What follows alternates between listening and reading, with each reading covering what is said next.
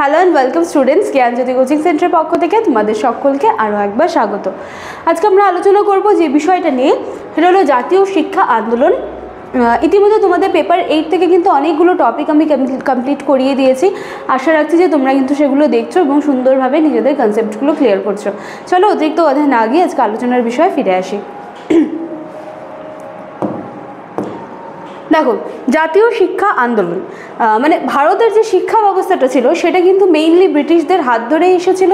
এবং আগে যেই টপিকসগুলো আলোচনা করেছি, যেখানে ধরো যে মেকলে মিনিট দেখেছো, উডের ডিসপ্যাচ দেখেছো, সমস্ত কিছুতে আমরা কিন্তু দেখেছি যে তারা ভারতীয়দের যে শিক্ষার প্রয়োজন রয়েছে বা ভারতীয় শিক্ষা ব্যবস্থায় উন্নতির প্রয়োজন রয়েছে, সমস্ত দিকেই কিন্তু তারা হস্তক্ষেপ করেছিল। যদিও তাদের পার্সোনাল কিছু রিজন ছিল, তার উপর ভিত্তি করে ভারতীয়দের শিক্ষাটাকে উন্নত করতে চেয়েছিল, কিন্তু আলটিমেটলি ভারতীয়দের জীবনে যে শিক্ষা ব্যবস্থা সেটা কিন্তু ব্রিটিশদের হাত ধরেই এসেছিল।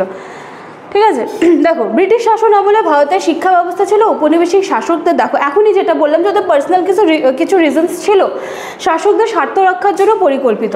এর মাধ্যমে কী হচ্ছিল, শিক্ষিত ভারতীয় যারা ছিল তাদেরকে প্রশাসনিক কাজে নিযুক্ত করা এবং পাশ্চাত্য সংস্কৃতি এবং মূল্যবোধ প্রচার করা, এই সমস্ত কিছুই কিন্তু সেই সময় যে শিক্ষা যেটা শুরু হয়েছিল বা শিক্ষার যে চলটা সে সময় শুরু হয়েছিল, সব কিছুর কিন্তু মূল লক্ষ্য ছিল।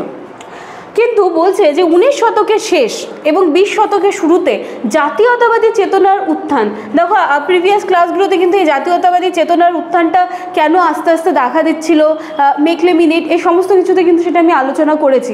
জাতীয়তাবাদী চেতনার উত্থানের ফলে ব্রিটিশদের শিক্ষানীতির বিরুদ্ধে আস্তে আস্তে অসন্তোষ কিন্তু গড়ে ওঠে। ভারতীয়রা বুঝতে শেখে যে শিক্ষাক্ষেত্রে কিভাবে ব্রিটিশরা নিজেদের হস্তক্ষেপটা করছিল, কিভাবে তারা আষ্টে পৃষ্ঠে শিক্ষা ব্যবস্থাটাকেও জড়িয়ে ধরতে চাচ্ছিল। ঠিক আছে, তো এভাবে আস্তে আস্তে কী হয়, জাতীয়তাবাদী চেতনার কিন্তু জন্ম হতে থাকে এবং অসন্তোষ কিন্তু দেখা যায়, যার ফলে জাতীয় শিক্ষা আন্দোলনের কিন্তু সূচনা ঘটে। ঠিক আছে,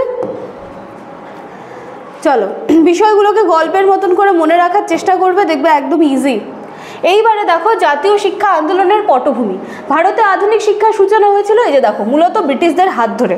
1835 সালে লর্ড ম্যাকলের শিক্ষানীতি চালু হলে ইংরেজি ভাষাকে কি বলা হলো, যে ইংরেজি ভাষার উপর বেস করে আমাদের শিক্ষার মাধ্যমটা হবে এবং ভারতীয় ঐতিহ্যবাহী শিক্ষা ব্যবস্থা উপেক্ষিত কিন্তু হয়। মানে যেটা এই প্রাচ্য শিক্ষা, পাশ্চাত্য শিক্ষাকে ইম্পর্টেন্স দিতে গিয়ে কি দেখা যাচ্ছে যে প্রাচ্য শিক্ষা যেটা ছিল সেটা কিন্তু আস্তে আস্তে সরে যাচ্ছিল। ঠিক আছে, এর ফলে শিক্ষিত ভারতীয়দের মধ্যে জাতীয় চেতনার উন্মেষ ঘটে। এই যে জাতীয়তাবাদী চেতনা, ভারতীয়দের মধ্যে একটা অসন্তোষ সৃষ্টি হচ্ছিল। ঠিক আছে, আচ্ছা 1905 সালে ব্রিটিশ সরকার কি করলো, বঙ্গভঙ্গ কার্যকর করলে এটা জাতীয়তাবাদী আন্দোলনকে কিন্তু একটা নতুন কি বলবো, যে জাতীয়তা আন্দোলনকে একটা নতুন মাত্রা দিয়ে দিল আর কি। ঠিক আছে, 1905-এর বঙ্গভঙ্গ। এবার এই ব্রিটিশ বিরোধী আন্দোলনের অংশ হিসেবে জাতীয় শিক্ষার প্রয়োজনীয়তা অনুভূত হয়, কারণ ব্রিটিশ নিয়ন্ত্রিত শিক্ষা ব্যবস্থা তরুণ সমাজকে কিন্তু ঔপনিবেশিক শাসনে অনুগত করে কিন্তু তুলতে চেয়েছিল। তো এই কি দেখলাম আমরা পটভূমিটা, জাতীয় শিক্ষা আন্দোলনের পটভূমিটা এলো কি করে। এইবারে দেখো সূচনাটা দেখবো এবারে। ঠিক আছে, কি বলছে, বঙ্গভঙ্গের বিরুদ্ধে প্রতিবাদের অংশ হিসেবে 1906 সালে কলকাতায় জাতীয় শিক্ষা পরিষদ, ন্যাশনাল কাউন্সিল অফ এডুকেশন প্রতিষ্ঠিত হয়। ভালো কথা, এর মাধ্যমে ব্রিটিশ নিয়ন্ত্রিত শিক্ষা ব্যবস্থা যেটা ছিল তার বিকল্পে একটা স্বতন্ত্র শিক্ষা প্রতিষ্ঠান গড়ে তোলার চেষ্টা করা হয়। দেখো কি দেখছিলাম, ব্রিটিশরা শিক্ষা ব্যবস্থায় কিন্তু একদম নিজেদের মতন করে মানে যেভাবে তারা চাচ্ছিল শিক্ষা প্রতিষ্ঠানগুলোকে নিয়ন্ত্রণ করা, শিক্ষা ব্যবস্থায় শিক্ষা মাধ্যম কী হবে, সমস্ত কিছু নিজেদের মতন কিন্তু করতে চাচ্ছিল। আস্তে আস্তে কী হচ্ছিল, ভারতীয়দের মধ্যে কিন্তু জাতীয়তাবাদী চেতনা সেটা কিন্তু গড়ে উঠছিল, অসন্তোষের সৃষ্টি হচ্ছিল। এই এত কিছু চলার সময় 1906 সালে কি হলো, কলকাতায় জাতীয় শিক্ষা পরিষদ, ন্যাশনাল কাউন্সিল অফ এডুকেশন প্রতিষ্ঠা হলো।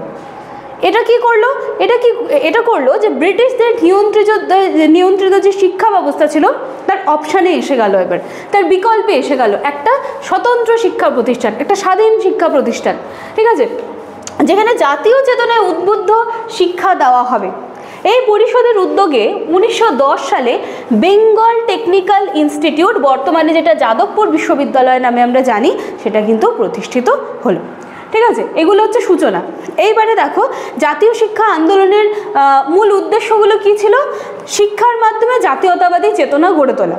আচ্ছা, কারিগরি বিজ্ঞান শিক্ষার বিকাশ ঘটানো যাতে ভারতীয় তরুণরা আরও আত্মনির্ভরশীল যেন হয়ে পড়ে এবং ব্রিটিশদের দ্বারা নিয়ন্ত্রিত শিক্ষা ব্যবস্থার বাইরে একটা স্বাধীন শিক্ষা ব্যবস্থা গড়ে তুলতে হবে। প্রথমেই বলে দেওয়া হলো যে ব্রিটিশদের যে শিক্ষা ব্যবস্থা ছিল তার বিকল্প হিসেবে একটা স্বতন্ত্র শিক্ষা প্রতিষ্ঠান কিন্তু আত্মপ্রকাশ করলো কত সালে? 1906 সালে। কোথায়? কলকাতায়। কি নাম? জাতীয় শিক্ষা পরিষদ। ঠিক আছে। এইবারে দেখো আন্দোলনের মূল সংগঠক ও ভূমিকা।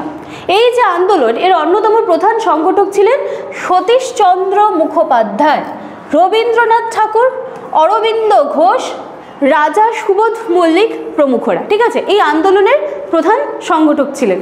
আচ্ছা, রবীন্দ্রনাথ ঠাকুর শিক্ষাকে জাতীয়তার ভিত্তিতে গড়ে তোলার পক্ষেই ছিলেন, যার ফলে 1921 সালে তিনি শান্তিনিকেতন বিশ্বভারতী বিশ্ববিদ্যালয়ে রূপান্তরিত করেন। ঠিক আছে। আচ্ছা, অন্যদিকে দেখো এই যে অরবিন্দ ঘোষ, ইনি শিক্ষাকে ব্রিটিশ বিরোধী আন্দোলনের একটা হাতিয়ার হিসেবে দেখেছিলেন।